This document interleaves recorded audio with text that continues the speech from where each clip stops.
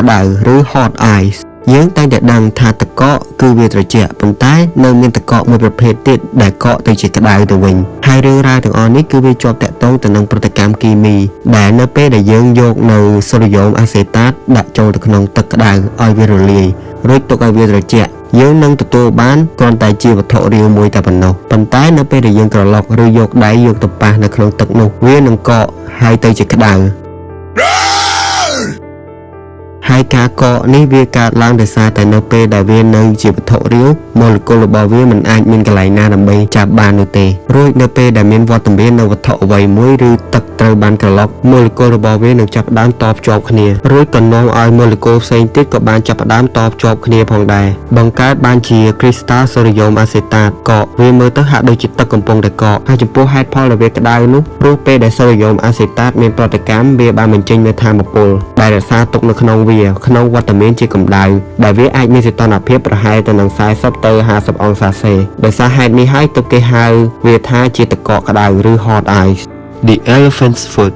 The elephant's foot ឬជើងដំរីវាមិនមែនជាជើងរបស់សត្វដំរីទេប៉ុន្តែវាជាវត្ថុដ៏គ្រោះថ្នាក់ដ៏គួរឲ្យខ្លាចនិងកម្របំផុតមួយកើតឡើងដោយសារតែគ្រោះថ្នាក់ផ្ទុះរោងចក្រនុយក្លេអ៊ែរបង្កើតបានជាកំអែលវិទ្យុសកម្មមួយដុំធំនៅឆ្នាំ1986នៅរោងចក្រនុយក្លេអ៊ែរ Chernobyl Nuclear Power Plant ឬ reactor លេខ4មានទីតាំងនៅប្រទេសអ៊ុយក្រែននៅ Pripyat មានការផ្ទុះយ៉ាងធ្ងន់ធ្ងរមួយដែលធ្វើឲ្យធ្លាយនៅវិទ្យុសកម្មពេញទីនោះហើយការផ្ទុះនេះគឺកើតឡើងដោយសារតែនុយក្លេអ៊ែរវាមានកម្ដៅខ្លាំងពេករហូតដល់គេមិនអាចគ្រប់គ្រងវាបានទៅធ្វើឲ្យវាមានកម្ដៅខ្លាំងនិងផ្ទុះហើយអ្វីដែលគួរឲ្យខ្លាចនោះគឺនៅពេលដែលកន្លែងផ្ទុកនុយក្លេអ៊ែរបានផ្ទុះវាបានបង្កើតនៅវត្ថុមួយមានរាងដូចជាកំអែលភ្នំភ្លើងវាជាឥន្ធនៈនុយក្លេអ៊ែររលាយមានកម្ដៅក្តៅខ្លាំងរហូតទៅដល់2000អង្សាសេរួចវារលាយជាមួយនឹងខ្សាច់បេតុងនិងលោហៈនិងសម្ភារៈផ្សេងទៀតទៅធ្វើឲ្យវាមានរាងដូចជាកំអែលភ្នំភ្លើងហើយនៅពេលដែលវាត្រជាក់បានបង្កើតជារបស់មួយដែលមានឈ្មោះថា Corium វាមិនមែនជាអុយរ៉ាញ៉ូមនោះទេប៉ុន្តែវាជាល្បាយ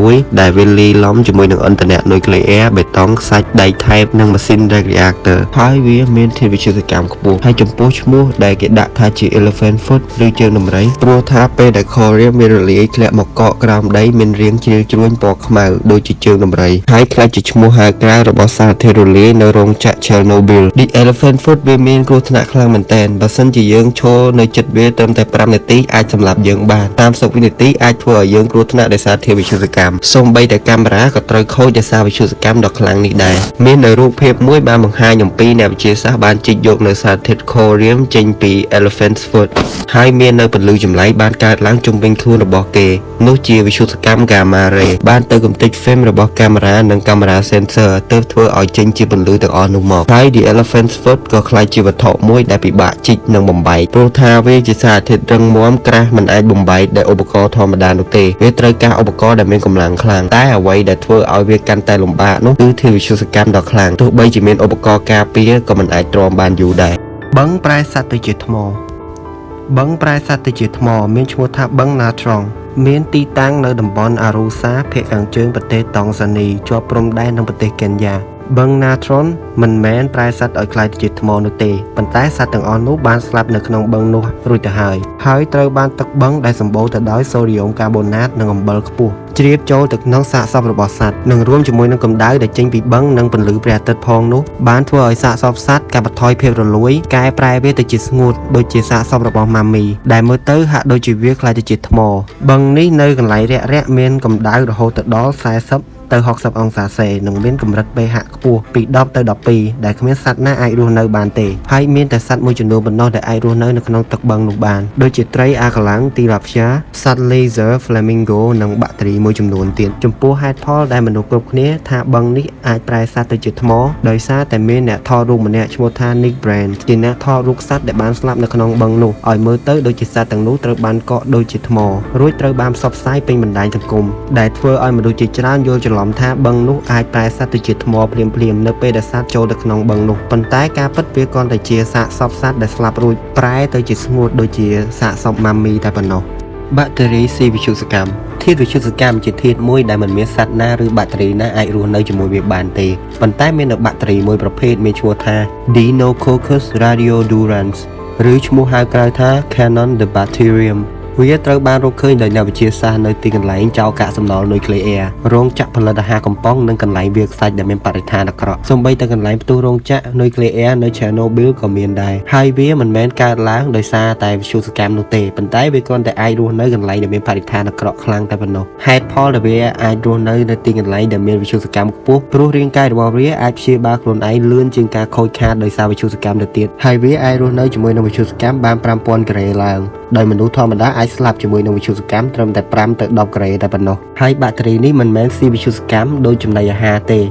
ព្រោះវិទ្យុសកម្មជាថាមពលមិនមែនសារធាតុចិញ្ចឹមឡើយប៉ុន្តែចំពោះហេតុផលដែលគេនិយាយថាបាក់តេរីនេះស៊ីវិទ្យុសកម្មវាស្ថិតនៅក្នុងការសិក្សានៅឡើយដោយអ្នកវិទ្យាសាស្ត្របានរកឃើញថាផ្សិតដែលដុះនៅកន្លែងមានវិទ្យុសកម្មបានប្រើវិទ្យុសកម្មដើម្បីលូតលាស់ដូចជារុក្ខជាតិដែលស្រូបយកពន្លឺព្រះអាទិត្យដែរដូចនេះហើយទើបបណ្ដាលឲ្យមនុស្សមួយចំនួនយល់ថាបាក់តេរីនេះអាចយកនៅវិទ្យុសកម្មដើម្បីលូតលាស់ដោយផ្សិតទើបគេហៅវាថាបាក់តេរីស៊ីវិទ្យុសកម្ម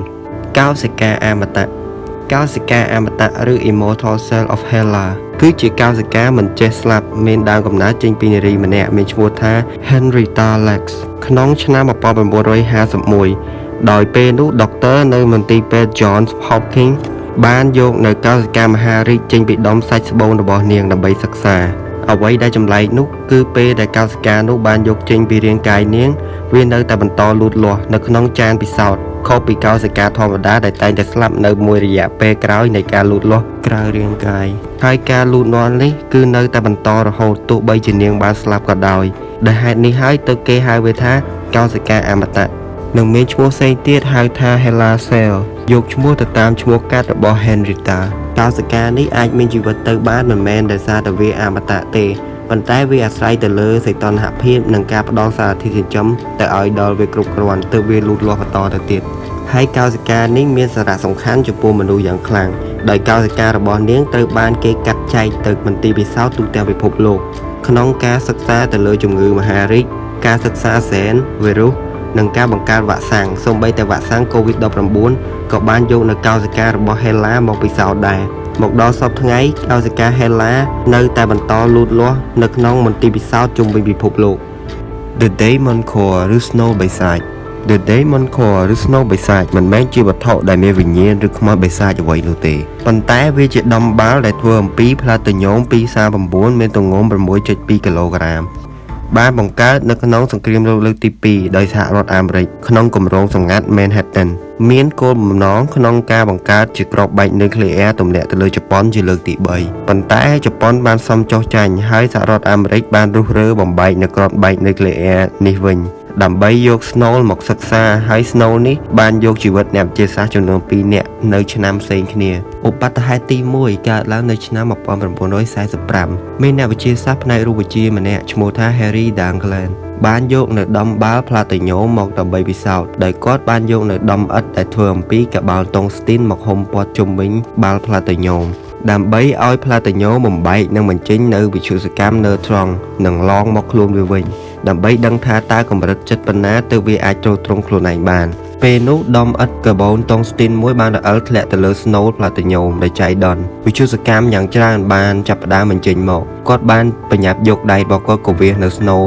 ផ្លាទីញ៉ូមនោះចេញយ៉ាងលឿនដើម្បីកុំឲ្យវាធ្វើប្រតិកម្មបញ្ចេញវិទ្យុសកម្មទៀតនិងធ្វើឲ្យធាតុវិទ្យុសកម្មសាយភាយតែវាហួសពេលទៅហើយគាត់បានស្លាប់នៅ25ថ្ងៃបន្ទាប់ដោយសារតែធាតុវិទ្យុសកម្មឧបទ្ទហេតុទី2នៅឆ្នាំ 1946 មួយឆ្នាំក្រោយនៃការស្លាប់របស់លោក Harry Daghlian មាននៅអ្នកវិទ្យាសាស្ត្រមួយរូបទៀតមានឈ្មោះថា Louis Slotin បានធ្វើការពិសោធន៍ទៅលើបាល់ផ្លាទីញ៉ូមដដែលនឹងដោយបានយកនៅស្វែបេរីលីញ៉ូមមកដាក់នៅលើស្នូលផ្លាទីញ៉ូមនេះដើម្បីឲ្យធ្វើប្រតិកម្មឲ្យណឺត្រុងផ្លាតទៅលើស្នូលផ្លាទីញ៉ូមវិញពេលនោះគាត់បានប្រើប្រាស់នៅតុលវីសមកដាក់កលនៅលើស្វែបេរីលីញ៉ូមកុំឲ្យវាធ្លាក់លឿនពេកពេលនោះតុលវីសបានរអិលធ្វើឲ្យបេរីលីញ៉ូមធ្លាក់ទៅលើស្នូលមួយសន្ទុះក្រោយមកវាបានបញ្ចេញពន្លឺពណ៌ខៀវយ៉ាងខ្លាំងដែលពន្លឺនេះជាវិទ្យុសកម្មណឺត្រុងគាត់ប្រញាប់យកដៃរបស់គាត់មកក្រវាសចេញនៅស្វែដែលនៅពីលើស្នូលកុំឲ្យផ្សាយភាយវិទ្យុសកម្មពេញបន្ទប់ នៅ9ថ្ងៃបន្ទាប់មកគាត់ក៏បានស្លាប់ហើយពន្លឺពណ៌ខៀវនេះមនុស្សជាច្រើនតែងតែយល់ថាវាអាចនឹងផ្ទុះប្រសិនបើពន្លឺពណ៌ខៀវនេះនៅតែបន្តភ្លឺប៉ុន្តែការពិតវាមិនផ្ទុះទេ